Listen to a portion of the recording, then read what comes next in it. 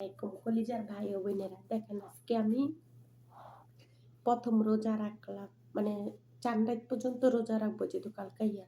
তো দেখেন আজকে প্রথম ইফতারি ভর্তা বানাইছি, বটবটি সিদ্ধ করে ভর্তা বানাইছি, কারণ জাল না হলে খাইতে পারিনি, এই যে আমার সমস্যা। পরে সাথে আছে মুরগি পোড়া, সাথে সবজি, সালাদ।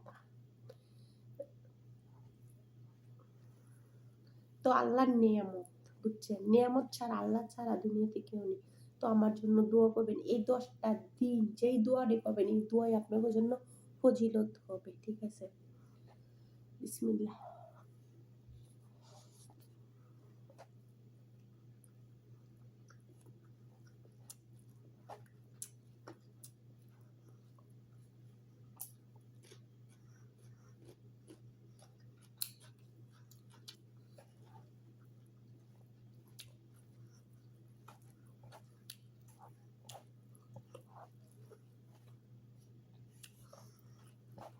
আল্লাহ হচ্ছে মালিক, তিনি সবকিছু।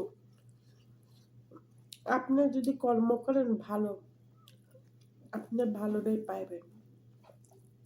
আর আল্লাহ হচ্ছে সর্বস্ব আর মালিক, দোয়ারও মালিক।